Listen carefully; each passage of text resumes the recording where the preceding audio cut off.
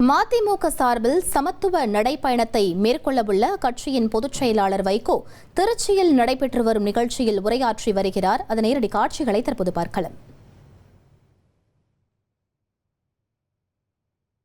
பொன்னியாற்றங்கரையில் தான், மலைக்கோட்டை நகரமாம் திருச்சிராப்பள்ளியின் உறையூரில் தான் 1938 ஆண்டு ஆகஸ்ட் 1ஆம் நாள் அஞ்சானஞ்சன் பட்டுக்கோட்டை அழகிரிசாமி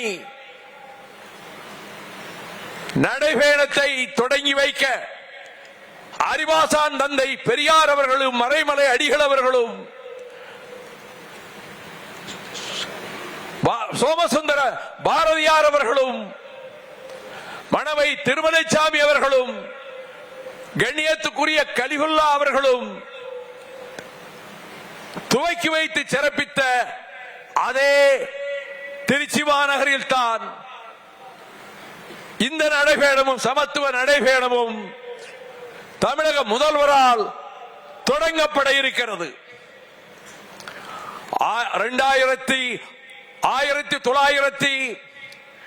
1982 ஆண்டு மார்ச் மாதம் 15ஆம் நாள் நான்மாடக்கூடல் சங்கம் வளர்த்த மதுரை மாநகரில் பேரறிஞர் அண்ணா அவர்களின் சிலைக்கு மாலை அணிவித்துவிட்டு குன்றுதாராடும் குமரனுக்கு அறுபடை வீடுகளில் ஒன்றாக அமைந்திருக்கின்ற திருச்சியிலவாய் திருச்செந்தூரில் வைரவேல் காணாமல் போயிற்று என்ற இடர் எழுந்தபோது,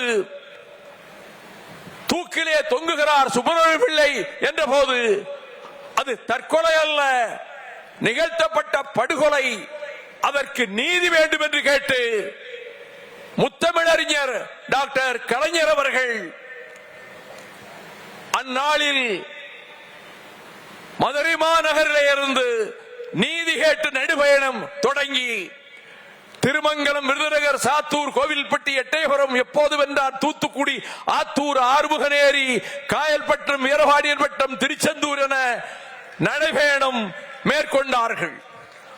1986ஆம் ஆண்டு வைணவ திருத்தலங்களில் ஒன்றான நவ திருப்பதிகளிலே 108 திருப்பதிகளிலே ஒன்றான தென்திருப்பேரையில் மகர நெடுங்குலைக்காதர் ஆலயத்தில் தங்கமும் வைரமும் நூற்றாண்டுகளாக பாதுகாக்கப்பட்ட ஆபரணங்கள் கொள்ளையடிக்கப்பட்டு விட்டன என்பதாக மக்கள் கண்ணீரும் கம்பளையுமாக கொதித்த போது, அந்த ஆலயத்துக்கு சென்ற மக்களை சந்தித்த நேரத்தில் இடைத்தேர்தலுக்காக நாளை தமிழ்நாட்டுக்கு வருகிறாரே திராவிட முன்னேற்ற கழகத்தின் தலைவர் டாக்டர் கலைஞர், அவர்களை அழைத்து வந்து இந்த ஆலயத்திற்குள்ளே வந்து அவர்கள் நேரில் கண்டுவிட்டு சென்றால், காவல்துறையை முடுக்கிவிட்டால் கொள்ளை போன நகைகள் திரும்ப கிடைக்கும் என்று அந்த தெருவெங்கும் இருந்த பிராமண குடும்பங்களினுடைய சகோதரிகளும் பெரியோர்களும் வேண்டிக் கொண்டதன் பேரில் நான் அண்ணன் டாக்டர் கலைஞர் அவர்களிடத்தில் மறுநாள் இதை சொன்ன மாத்திரத்தில் அங்கே செல்வோம் என சொல்லி தென்திருப்பேரைக்கே வந்து மகர நெடுங்குலைக்காதர் ஆலயத்துக்குள்ளே வந்து கொள்ளையடிக்கப்பட்ட நகைகள் இருந்த இடத்தையும் பார்வையிட்டு விட்டு வெளியே வந்த நேரத்தில் அங்கு திரண்டிருந்த தாய்மார்களும் பெரியோர்களும், நீங்கள் தான் இந்த கோயில் நகைகளை திரும்ப பெறுவதற்கு வழி செய்ய வேண்டும், உங்கள் அழுத்தமான கோரிக்கையில் தான் காவல்துறை அந்த கடமையில் ஈடுபடும் என சொல்ல, அதே போல அவர்கள் நடைபெற்ற பொதுக்கூட்டத்திலே அதனை சொல்லி காவல்துறைக்கு அழுத்தம் கொடுக்க, என்னை அழைத்து நீ அந்த மக்களை அழைத்துக் கொண்டு நடைபயணமாக வந்து ஜில்லா கலெக்டரிடத்திலே நீதியை கேட்கின்ற பயணமாக அமைய வேண்டும் என சொல்ல, நான் 1886ஆம் ஆண்டில் அதே போல தென்திருப்பேரையில் இருந்து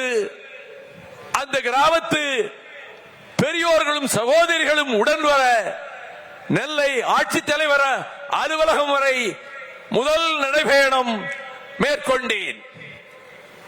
அதனைத் தொடர்ந்து 1982க்கு பிறகு 94ஆம் ஆண்டில் குமரிமுனையிலே இருந்து சென்னை வரை 52 நாட்கள் 1600 கிலோமீட்டர் ஊழல் ஆட்சி எதிர்த்து, அதிமுக ஆட்சி எதிர்த்து மேற்கொண்ட நடைபயணம் வரிசையாக நதிகள் இணைப்புக்காக 2002ஆம் ஆண்டு தாமிரபரணி ஆற்றங்கரையிலே இருந்து அதுவரை செல்லாத மாவட்டங்கள் வழியாக சென்று 1200 கிலோமீட்டர் நதிகள் இணைப்புக்காகவும் சாதிமத நல்லிணக்கம் தழைப்பதற்காகவும் நான் மேற்கொண்ட நடைபயணம், அதன் பிறகு முல்லை பெரியாரை காப்பதற்கு 3 முறை மதுரை மாநகரிலே இருந்து கூடலூர் வரையிலே மேற்கொண்ட நடைபயணங்கள்,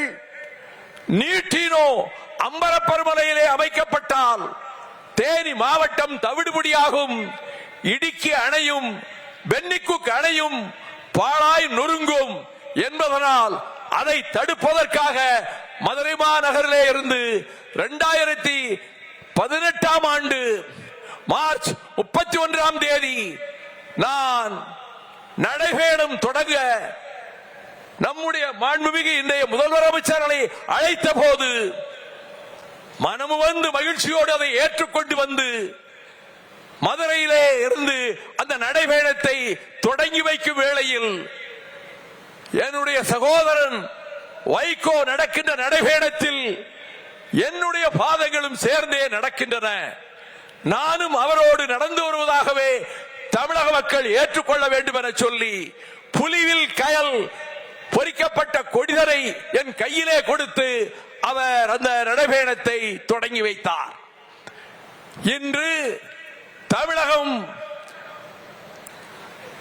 இந்துத்துவ ஆதிக்க சக்திகளால், சனாதன கூட்டத்தால் பாழ்பட்டு போகுமோ இந்த சமய நல்லிணக்கம் என்று அச்சத்தக்க ஒரு சூழலை உருவாக்க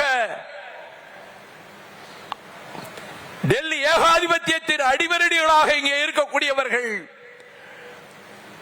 ஜாதியின் பெயரால் மோதல், மதத்தின் பெயரால் இரத்த களரி கலவரம் என உருவாக்க துடித்துக் கொண்டிருக்கிறார்கள். சங்க காலத்திலே சாதிகள் கிடையாது, சாதிகளற்ற தமிழ் சமுதாயம்.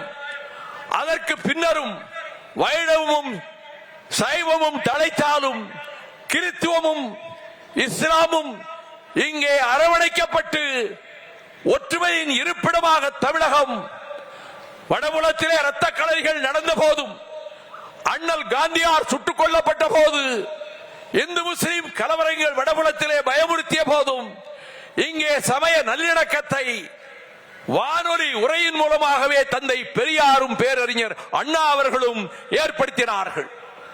அத்தகைய சமய நல்லிணக்கத்தை யாதும் ஊரே யாவரும் கேளிர் என்ற கோட்பாட்டுக்கொப்ப பிறப்புக்கும் எல்லா உயிர்க்கும் என்ற நெறிகளுக்கு ஏற்க இந்த தமிழகத்தில் மத பூசல்களுக்கு, சமய சண்டைகளுக்கு இடமில்லை என்பதை நிலைநாட்டுவதற்காகவே, அதற்கான விழிப்புணர்வை மக்களிடம் ஏற்படுத்துவதற்காகவே நானும் என்னுடைய தம்பிமார்களும் இந்த நடைபயணத்தை மேற்கொண்டிருக்கிறோம். அதே வேளையில் திரளுகிற மக்களை எங்கே கண்டாலும் அவர்களிடம் நான் விடுக்கும் வேண்டுகோள் எல்லாம், தமிழ்நாட்டின் பொற்காலமாக அமைந்திருக்கின்ற திராவிட மாடல் ஆட்சி தொடர்ந்தால்தான் தமிழகத்துக்கு விடிவு காலம். இது பொற்காலமாக தொடர வேண்டும். எனவே இந்த தேர்தல் களத்தில் திராவிட முன்னேற்ற கழகத்தையும் அதனுடைய கூட்டணி கட்சிகளையும் மகத்தான வெற்றி பெற செய்யுங்கள். உங்கள் பிள்ளைகளுக்காக, உங்கள் குழந்தைகளுக்காக கவலைப்படுகிற பச்சிளம் குழந்தைகளும் பாலகர்களும் பசியோடும் பட்டினியோடும் பரிதவிக்க கூடாது என்பதற்காக எந்த மாநிலத்திலும் இல்லாத பள்ளி பிள்ளைகளுக்கும் காலை சிற்றுண்டி என்ற திட்டத்தையும் அறிவித்து, மகளிருக்கு இதுவரை எந்த மாநிலமும் செய்யாத அற்புதமான திட்டங்களையும் நிறைவேற்றி, இந்தியாவிலேயே அனைத்து துறைகளிலும் சிறந்து விளங்கக்கூடிய மாநிலம் செந்தமிழ் நாடுதான் என்ற பெருமையை, கீர்த்தியை நிலைநாட்டி இருக்கக்கூடிய மாண்புமிகு முதலமைச்சர் அவர்களே, மீண்டும் அந்த கொச்சம் உங்களுக்கே தமிழக மக்களால் வழங்கப்படும். உங்கள் குரலுக்கு பின்னாலே கோடானு கோடி மக்களினுடைய குரல் எழும். உங்கள் கரங்களுக்கு பின்னாலே கோடாறு கோடி கரங்கள் உயர்ந்து நிற்கும். உங்கள் வெற்றிக்காக பாடுபடும் குரல் கொடுக்கும்.